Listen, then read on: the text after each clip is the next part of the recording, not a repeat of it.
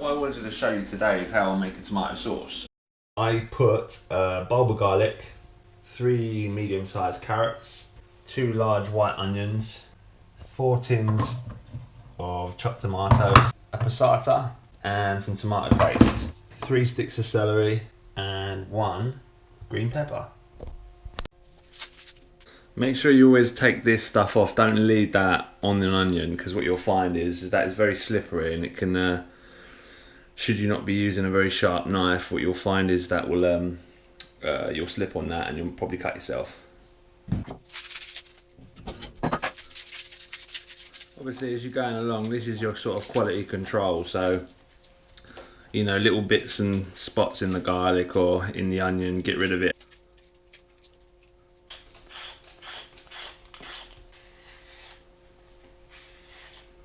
Everything that hits the plate should be edible. That's what my chef used to tell me. So all these people that put, you know, like half a pineapple with the actual business on it, you can't eat it. What's it doing on the plate? It just gives the customer false hope, doesn't it? So that is that. I'll also give the celery a little wash, because you'll find it gets a bit dirty on the inside there. At this point I normally put I start heating the pan just on a very gentle heat, just so I know where I'm going with it.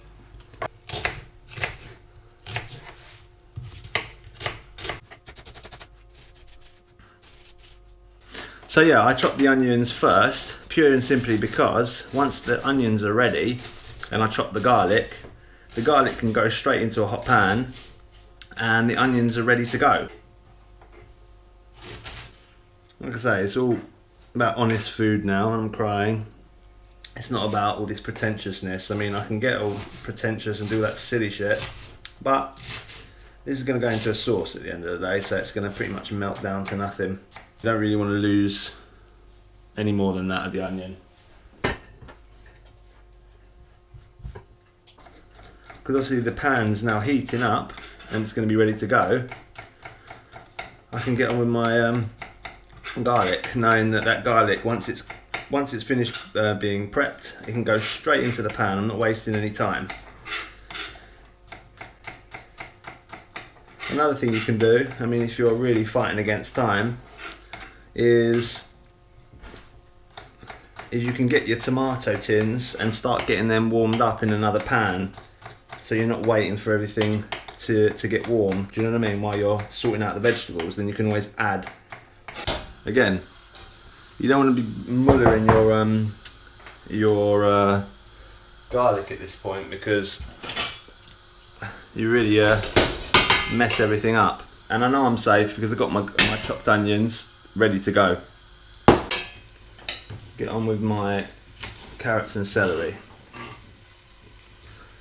Yeah, I will switch over to this bigger knife, purely because I just like the chopping power it can give me. It's not sharp enough to really do onions. I should really get onto that. But I'm too relaxed when I'm cooking at home, what can I say?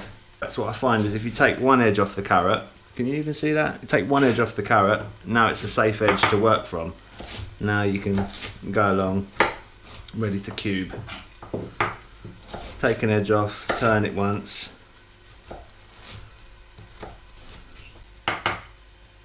There you go.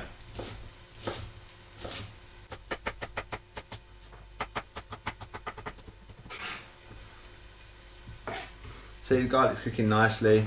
I just want to get to the point of just getting a touch brown. I don't actually want to completely muller it. Now that the garlic's getting to that point, good catch. Just want it to start to turn a little bit, just to start to go brown. I chuck the onions in. At this point I just put just a touch, just a little bit of pepper, and also a sprinkling of salt. That just encourages the moisture to come out of the onions and stops them burning, so you can just get on with other things without having to worry too much. Boom. I top and tail the pepper.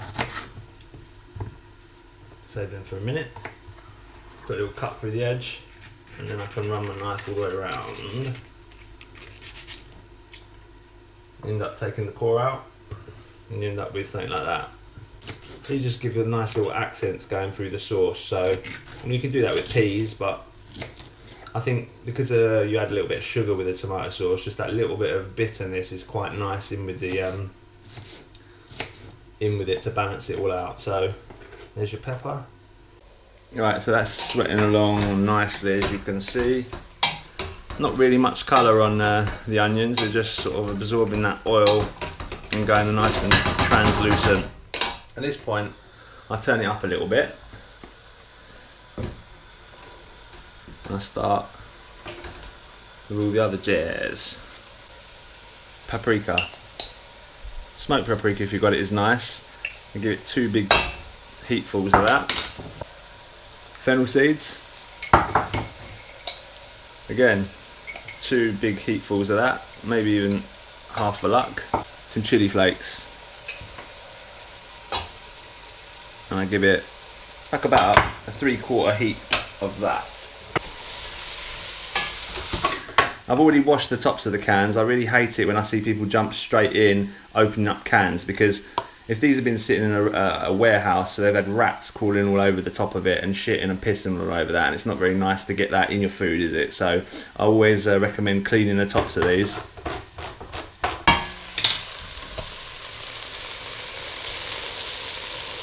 I'm going to put a little bit of parsley, a little bit of thyme, maybe even a little bit of sage, and some basil. A good way of chopping herbs, guys, is if you just chuck them in a bowl. Get yourself some scissors and just give it some of that. And that goes in.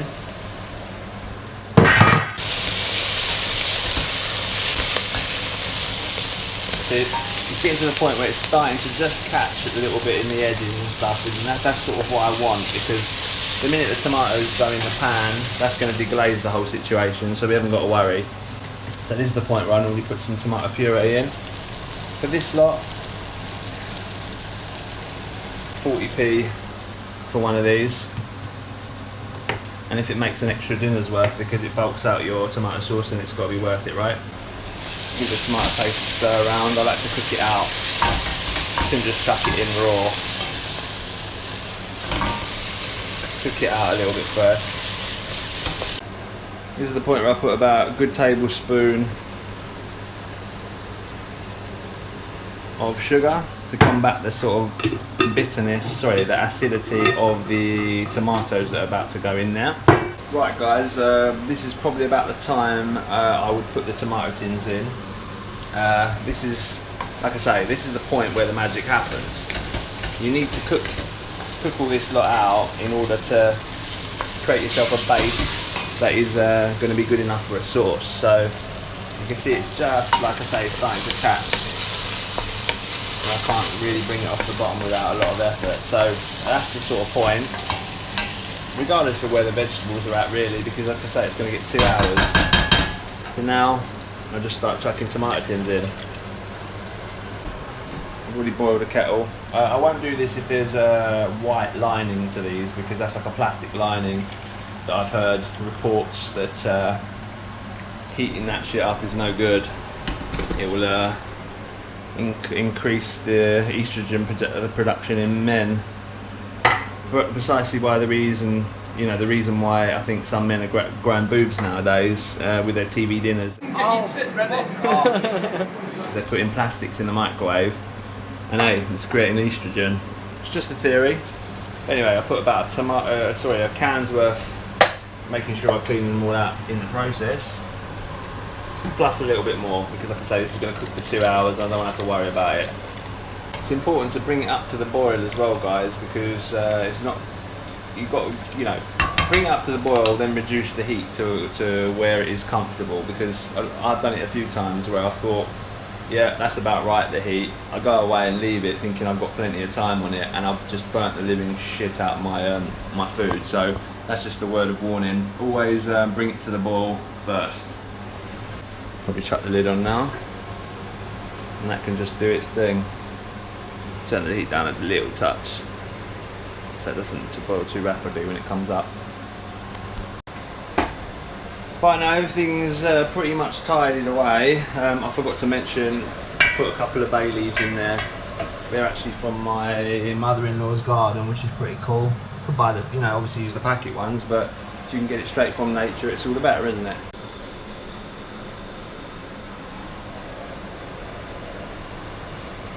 About 5 minutes later, we are up to the boil. So now what I'll do is I'll just literally stir it on again, make sure smaller hob is on, and I just put that on a nice sort of rolling boil, gentle heat, whatever you want to call it.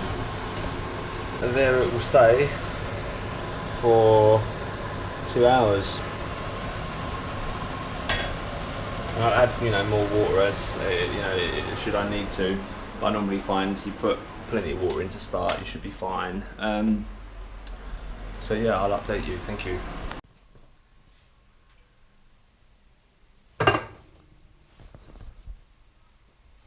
And that's it all finished. About 3 days worth there. Cheers, Live Leak.